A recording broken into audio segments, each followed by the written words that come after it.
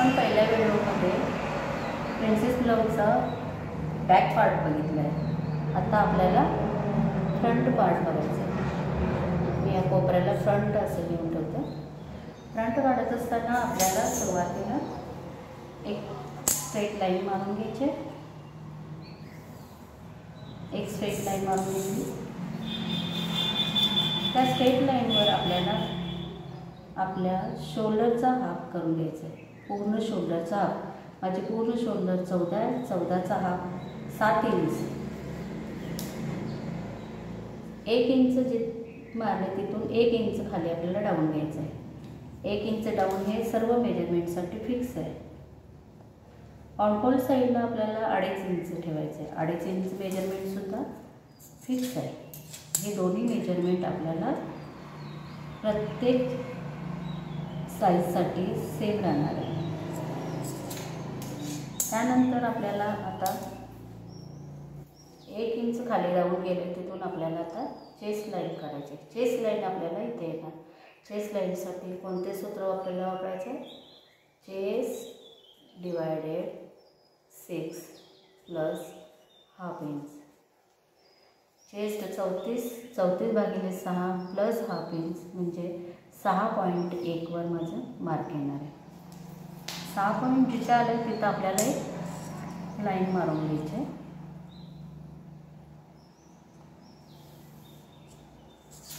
Line मारून झाली, ही झाली आपली चेस्ट लाईन।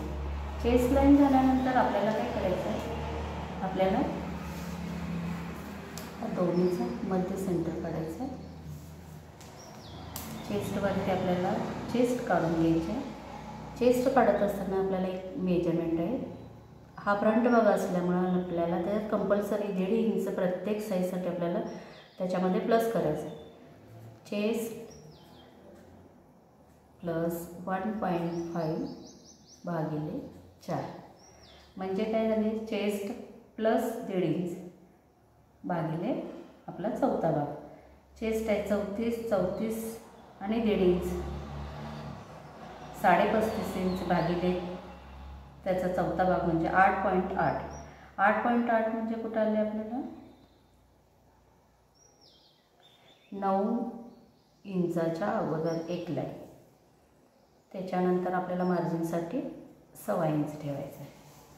ही झाली आपली चेस्ट, ही मार्जिन झाली। आता आपल्याला काय करायचं आहे? रेडी शोल्डरनुसार आपल्याला मायनस चार्ट वापरायचा। मायनस चार्ट वापरत असताना आपला रेडी शोल्डर 2.5 इंच आहे। हे आपण पहिलं फायनल करायचं आहे की आपल्याला रेडी शोल्डर किती ठेवायचं आहे। मग माझे रेडी शोल्डर 2.5 इंच आहे। 2.5 इंचाच्या नुसार माझा गळ्याचा शेपसुद्धा राऊंडमध्ये आहे, त्यामुळे मी राऊंड नेकमध्ये बघणार आणि माझी नेक डीप माझा 7 इंचाचा आहे। फ्रंटचा नेक डीप माझा 7 इंचाचा आहे, म्हणजे मायनस किती होणार? म्हणजे 2.5 इंच। 2.5 इंच हा आपण पूर्ण शोल्डरमधून आपल्याला तो वजा करायचा आहे। आपली पूर्ण शोल्डर किती आहे? 14 इंच। ह्या 14 इंचामधून आपल्याला 2.5 इंच वजा करायचं आहे, म्हणजे किती झाले आपल्याला? 11.5। 11.5चा आपण मध्य काढायचा आहे। 11.5चा मध्य आपल्याला किती झाला? 5.25 इंच। 5.25 आपल्याला ह्या क्रॉस लाईनवरती घ्यायचं आहे। क्रॉस लाईनवर आपल्याला 5.25 इंचावर मार्क केलं आणि आता चेस्ट लाईनवर सुद्धा आपल्याला मार्क करून घ्यायचं आहे। चेस्ट लाईनवर आणि क्रॉस लाईनवर मारलेल्या दोन्ही पॉईंट आपल्याला आता जोडून घ्यायचे। हे जोडून झालं, त्यानंतर आपल्याला आर्मोलचा शेप द्यायचा आहे। आर्मोलच्या शेपसाठी आपल्याला फ्रंटसाठी 0.75 वरती आपल्याला मार्क करायचं आहे आणि आपल्याला काय करायचं आहे? ह्या दोन्ही भागाचं सेंटर काढून घ्यायचं आहे। सेंटरपासून आपल्याला आत ऑनफोल्ड साईडला 0.25 वरती मार्क करून घेऊन आपल्याला एक क्रॉस लाईन द्यायची। क्रॉस लाईन झाली। क्रॉस लाईन झाल्यानंतर आपल्याला शेपरच्या साह्याने आपल्याला शेप द्यायचा, व्यवस्थित शेपर बसून घ्यायचं आहे, त्याच्यानुसार आपल्याला शेप द्यायचा. हा झाला आपला फ्रंटचा शेप झाला. आता आपल्याला शोल्डर मिळाले. ही शोल्डर जी आहे त्या शोल्डरचा आपण मध्य सेंटर घ्यायचं आहे. मध्य सेंटर काढताना आपण कोणतेही मेजरमेंट मोजायचे नाहीत. आपल्याला डायरेक्ट असं टेप ठेवायचं आहे आणि त्याचा मध्य काढून घ्यायचं आहे. मध्य काढल्यानंतर आपल्याला 3 मापं काढून घ्यायचे त्याच्यामध्ये. माझा फ्रंटचा नेक डीप आहे 7 इंच. 7 इंचावर मी मार्क केलं. माझा ॲपेक्स पॉईंट आहे माझा 10 इंच. 10 इंच प्लस 1 इंच 10.5 इंचावरती मी मार्क केलं. आणि माझी पूर्ण लेंथ आहे 14.5 इंच प्लस 1 इंच 15.5वरती मी मार्क करून घेते. आता हे सगळे लाईन आपल्याला मारून घ्यायचे आहेत.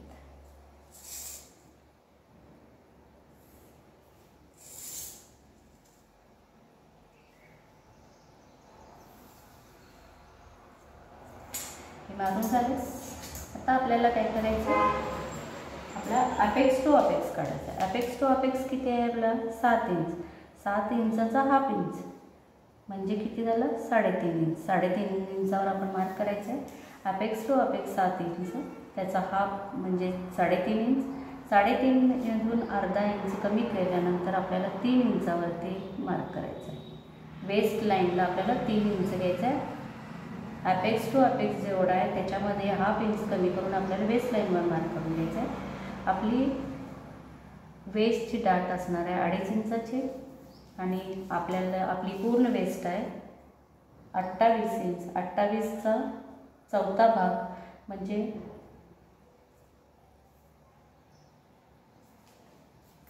आपल्याला काय करून घ्यायचं, इथून बरोबर आपल्याला वेस्ट टाकायचे.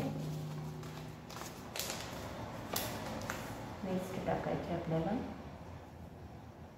वेस्ट म्हणजे 7 इंच. वेस्टला काय करतो आपण, वेस्ट डिवायडेड 4 आणि 1.25 इंच आपली मार्जिन. हे दोन्ही लाईन आता आपण जोडून घ्यायचे.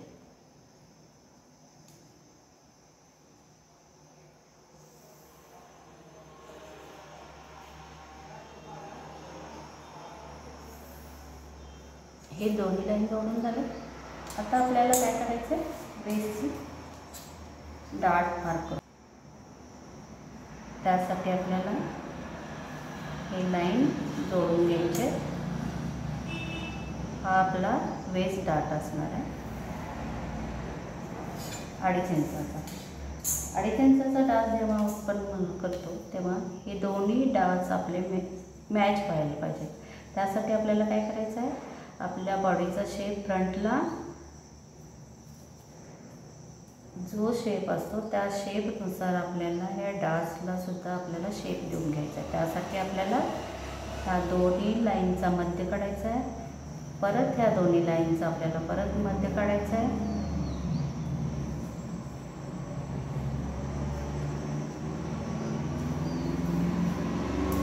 त्या खालच्या पॉईंटवरती आपल्याला हाफ घ्यायचं आहे. इथे 1/2 इंच घ्यायचं आहे. 0.25 आणि हे लाईन आपल्याला आता जोडून घ्यायचे.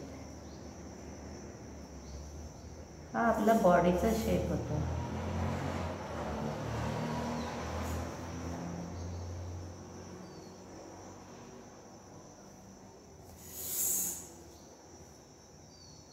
पॉईंट येऊ द्यायचं नाही अजिबात. व्यवस्थित राऊंड शेपमध्ये हे दोन्ही डाट्स आपल्याला जोडून घ्यायचे आहेत. त्यासाठी आपल्याला दोन्ही मेजरमेंट सेम यायला हवे. इकडे किती आले 5 इंच, तेवढेच आपल्याला इकडे यायला हाफ इंच आपला एक्स्ट्रा झाला. तो हाफ इंच आपल्याला इकडे काढून टाकायचा आहे.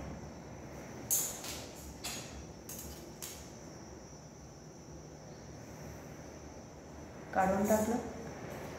जेव्हा आपण इकडे हाफ इंच कमी करतो त्यावेळेला आपल्याला सेंटरला 1/2 इंच कमी करायचं आहे आणि आपल्याला आर्महोल साईडला सुद्धा 1/2 इंच कमी करायचं आहे. जेव्हा आपण 1/2 इंच कमी करतो हा क्रॉसमध्ये घ्यायचा आहे.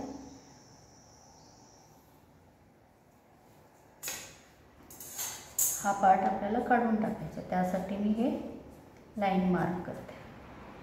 हा भाग सगळा आपल्याला काढून टाकायचा. ज्यावेळेला आपण आर्महोल काढतो तेव्हा आपल्याला पट्टी ह्या लाईनमध्ये समांतर ठेवायचं आणि ही एक लाईन मारून घ्यायची आहे. त्यानंतर आपल्याला काय करायचं आहे, आपली वेस्टची डार्च आहे 2.5 इंच. आता आपल्याला आर्महोलला डार्च बनवायचे आहे. आर्महोलला डार्च देताना वेस्टचा हाफ आपला आर्महोलमध्ये डार्च येतो. इथं आहे 2.5 इंच, तर आपल्याला 1.25 इंचावरती डार्च घ्यायचे. 1.25 इंच डार्च आपण चेस्ट लाईनवरती 1.25 इंचाला बरोबर मार्क ठेवून आपल्याला ह्या राऊंड शेपवरती एक पॉईंट काढून घ्यायचा आहे. बघा मी कसं ठेवलं. चेस्ट लाईनवरती मी 1.25 इंच ठेवलं आणि तिथून ह्या राऊंड शेपवरती मी पॉईंट काढून घेतला.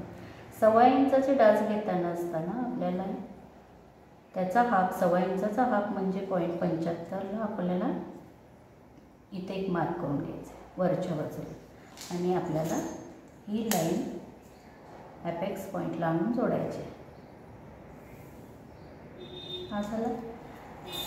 आपली शिलाई 1/2 इंचावरती येणार आहे. त्यासाठी आपल्याला 1/2 इंचावरती असे लाईन मारून त्या लाईनवरती आपल्याला 1.25 इंचाची डाच येणार आहे आपल्याला. त्यामुळे 1.25 इंचावरती परत एकदा मार्क करायचा आहे आणि आपल्याला ही लाईन ॲपेक्स पॉईंटला जोडून घ्यायची. ही लाईन मारत असताना थोडी आपल्याला जादा मारून घ्यायची. आता काय करायचं आहे आपल्याला, ही डाचाची लाईन आर्महोलमधली डास दोन्ही जॉईंट करत असताना आपल्याला सेम हवे ना, त्यासाठी आपल्याला काय करायला लागणार, हे दोन्ही डास मॅच करून घ्यायला लागणार. त्यासाठी आपल्याला जेवढे ही जी लाईन आहे तेवढीच लाईन आपल्याला इथं मार्क करून घ्यायची आहे आणि ही लाईन आपल्याला ह्या रेषेला समांतर आपल्याला इथं आणून जोडायची. आता आपला दुसरा आर्महोलचा शेप तयार होणार आहे. म्हणजे आर्महोल हा आपल्याला 2 वेळा बनतो. शेपरच्या साहाय्याने हा आपल्याला शेप द्यायचा आहे आणि हा आपल्याला भाग काढून टाकायचा आहे. हे काढून झाले, आपले डास पूर्ण झाले. आर्महोलमधली डास झाली, वेस्टची डास झाली. आता आपल्याला ही लाईनमध्ये व्यवस्थित मारून घ्यायचे आहे.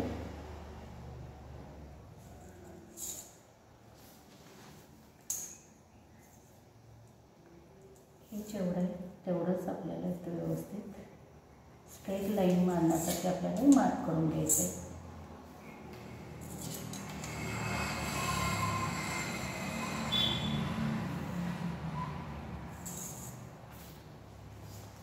आता आपल्याला काय करायचं आहे, आपली रेडी शोल्डर 2.5 इंच आहे. 2.5 इंच प्लस 1 इंच म्हणजे आपल्याला इकडे स्लीव जोडण्यासाठी 1/2 इंच आणि इकडं गळा तयार करण्यासाठी 1/2 इंच. स्लीव आपला रेडी शोल्डर 2.5 इंच आहे. 2.5 इंचमध्ये 1 इंच ॲड केला, 3.5 इंच झाले. 3.5 इंचानंतर आपल्याला ऑनफोल्ड साईडकडे किती राहिलं, 2.25 इंच. 2.25 इंच आपल्याला त्याच्यामध्ये 1/2 इंच किंवा 0.75 आपल्याला वाढवून घ्यायचं आहे. 1/4 इंच आपल्याला वाढवून घ्यायचं आहे आणि हा गळ्यासाठी शेप द्यायचा आहे. हा झाला आपला गळा. ह्याच्यासाठी पण आपल्याला शेपरच्या साहाय्याने व्यवस्थित शेप करून घ्यायचा आहे. आपला राऊंड शेप असल्यामुळे आपण राऊंडमध्येच आकार द्यायचा आहे. आपली चेस्ट लाईनच्या खाली गळा गेला आहे. ही जी चेस्ट लाईन आहे या चेस्ट लाईनच्या खाली आपला गळा गेला. त्यासाठी आपल्याला वरून शोल्डरकडून आपल्याला 1/2 इंच खाली यायचं आहे. हा देखील आपल्याला शोल्डरमधून मायनस होणार आहे.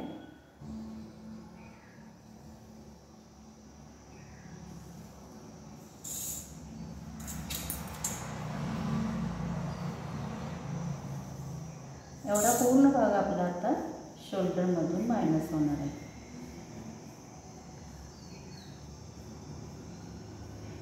हा मायनस झाला, हा आर्महोलमध्ये मायनस झाला आणि खाली हा वेस्टला मायनस झाला. आता आपल्याला काय करून घ्यायचं आहे, ही पूर्ण आपली फ्रंटची ड्राफ्टिंग झाली. फ्रंटनुसार आपल्याला फ्रंटचं कटिंग करून घेऊन आपल्याला नंतर बॅकसाठी आपल्याला पहिल्या पार्टमध्ये जो बॅकचा पार्ट काढलेला आहे त्याच्यामध्ये आपल्याला गळ्याचा अजून शेप दिलेला नाही, तो शेप काढून घ्यायचा आहे. त्यासाठी आपल्याला हे कटिंग करून घ्यायला लागणार. यामध्ये काही शंका असल्या तुम्हाला तर तुम्ही नक्की मला कमेंट करू शकता. मी अगदी व्यवस्थित तुम्हाला स्टेप बाय स्टेप सांगण्याचा प्रयत्न केला आहे. कटिंग करून घ्यायचं. ज्या ज्या भागाला मी मार्क केले तो भाग पूर्णपणे आपल्याला काढून घ्यायचा.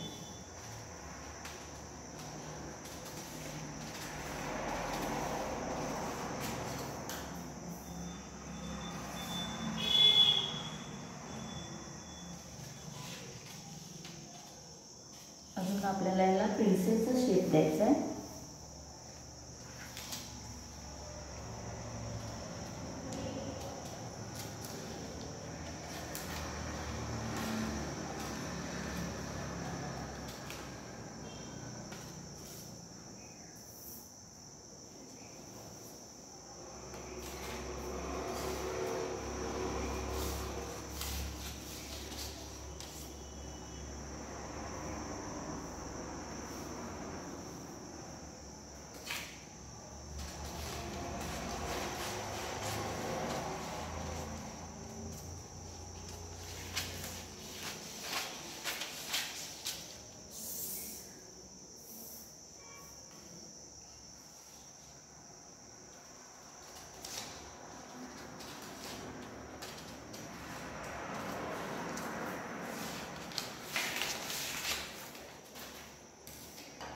प्रिन्सेसचा शेप देण्यासाठी आपल्याला या पॉईंटला आपल्याला आर्महोलला व्यवस्थित जॉईन करून आपला बरोबर शेप आला. आर्महोलचा आपला शेप अगदी करेक्ट मॅच झाला. आता हा शेप आपल्याला व्यवस्थित कटिंग करून घ्यायचा आहे.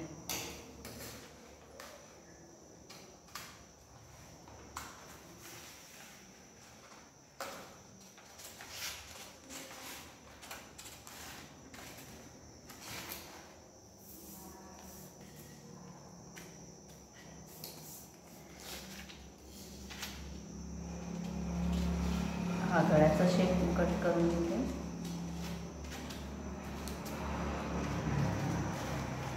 पेपर मी भरपूर फिरवला आहे, पण तुम्हाला व्यवस्थित पेपर कटिंग करून घ्यायचं आहे. आता मी हा व्यवस्थित ठेवला. आता आपल्याला काय करायचं आहे,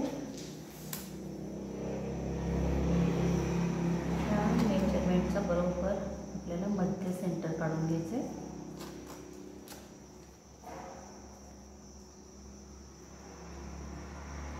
मध्य काढून घ्यायचं आहे. मध्यावरती आपल्याला 0.25ला आकार द्यायचा आहे आपल्याला. ह्यासाठी असं आपल्याला शेपर ठेवायचं आहे. शेपर व्यवस्थित मॅच करून घ्यायचं आहे. ॲपेक्स पॉईंटपासून हे 0.25पासून आणि इथून खाली आपल्याला हाफ इंचावरती हा शेपर व्यवस्थित बसवून घ्यायचा आहे आणि आपल्याला प्रिन्सेसचा शेप द्यायचा आहे.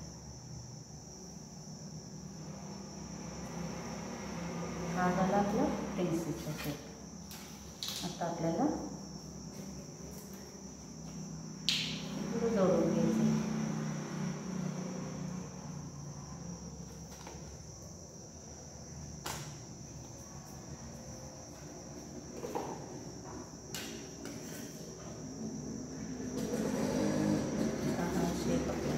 कटिंग करून घ्यायचं.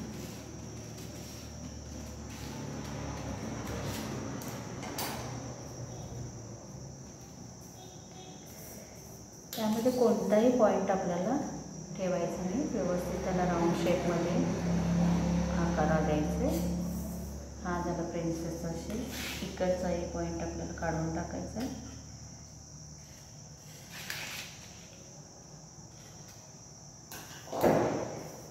बघा बरोबर झालं ना आपल्याला.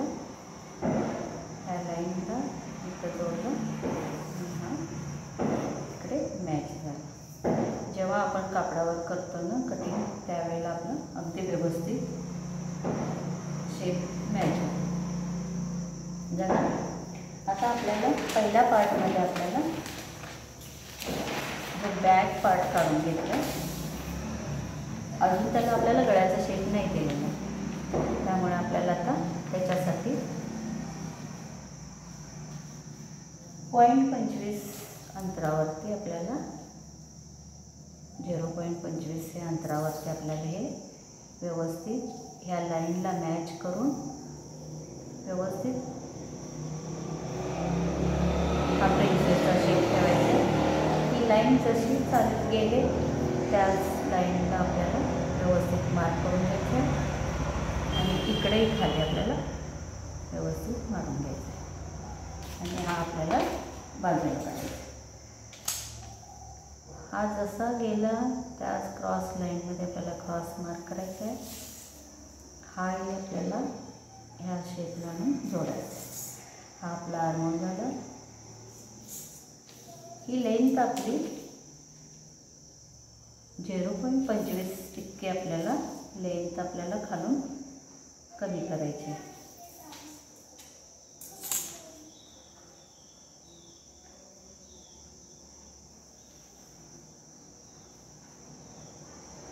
इथे कोणताही पॉईंट करू द्यायचं नाही.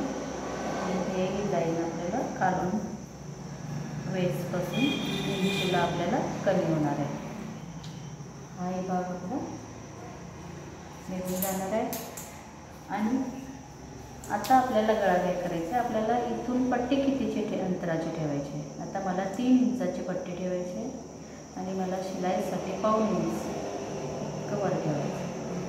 म्हणजे माझा गळा किती झाला, 10.5 इंच. 10.5 इंच हा म्हणजे गळा उंची झाली. इथं काय करायचं आहे आपल्याला, शोल्डरला आपल्याला आपली 2.5 इंचाची रेडी शोल्डर आहे. 2.5 इंचाची रेडी शोल्डर आणि 1 इंच 3.5 इंचावर मार्क केलं. इथून 2 इंचावरती आपल्याला ऑनफोल साईडला 2 इंचावरती आपल्याला गळा रुंदी मिळाला. आता आपल्याला 2 इंचामध्ये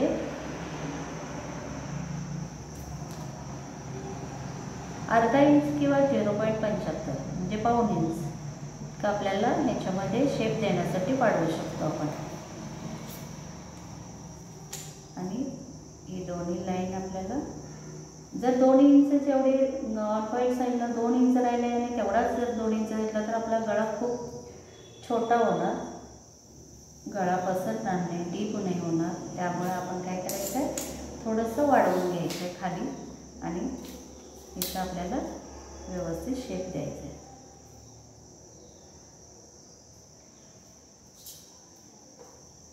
आपल्या आता चेस्ट लाईनच्या खाली गळा उंची आहे, त्यामुळे आपल्याला शोल्डरमधून 1/2 इंच कमी करायचं. शोल्डरमधून किती इंच कमी करायचं आहे, 1/2 इंच कमी करायचं आहे. 1/2 इंचावरती आपल्याला शोल्डर कमी करून टाकायचं.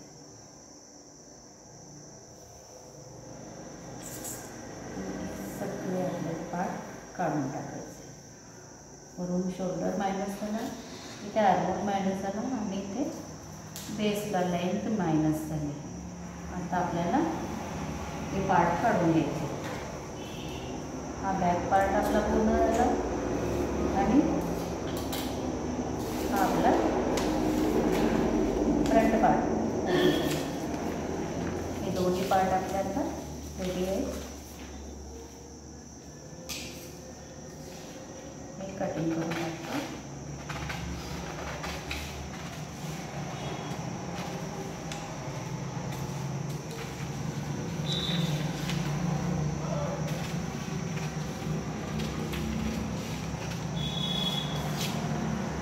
शोल्डर करून आणि वेस्ट करून खालून जरी उंची कमी झाली असली तरी आपल्याला कोणतीही उंची कमी होत नाही. आपला बॅक पार्ट हा स्ट्रेट असतो, त्यामुळे आपल्याला लेंथ आपली कमी होत नाही.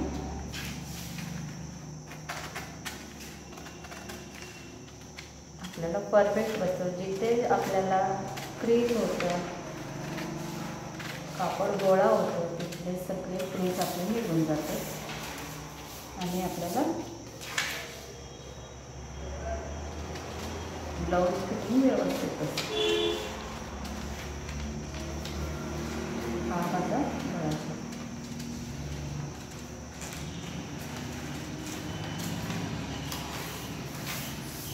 कटिंग करत असताना आपल्याला इकडे आपल्याला हुकपट्टी करायची. पाठीमागे मी बॅगसाठी हुकपट्टी ठेवलं. बॅगसाठी आपल्याला हुकपट्टी करायची. फ्रंटला मी कोणतेही ओपन ठेवलेलं नाही. मी हा डायरेक्टच पूर्ण ठेवलेला भाग आहे. हा पार्ट झाला आणि हा बॅक पार्ट झाला. ज्यावेळेला आपण हे मेजरमेंट कापडावरती कटिंग करतो, मी इकडे मार्क करते. इकडे आपल्याला आपल्या शिलाईसाठी वाढवायचं आहे. दोन्ही साईडला आपल्याला शिलाई वाढवून घ्यायची. इथेही आपल्याला हुकपट्टीसाठी वाढवून घ्यायचे. कोठेही दुसरीकडं आपल्याला कापड वाढवून घ्यायचं नाही. जेवढे दिले तेवढे मार्क केले तेवढेच आपल्याला शिलाई वाढवायची. आणि आता पुढच्या भागामध्ये मी तुम्हाला पेपरचे ब्लाऊज कटिंग करून दाखवते आणि तुम्हाला स्टिचिंगसुद्धा दाखवणार आहे. स्टिचसुद्धा करून दाखवणार आहे आणि त्यानुसार तुम्हाला प्रिन्सेस ब्लाऊजचं ड्राफ्टिंग कसं वाटलं, तुम्हाला ते समजलं काही ते मला नक्की कमेंट करून कळवा. थँक्यू.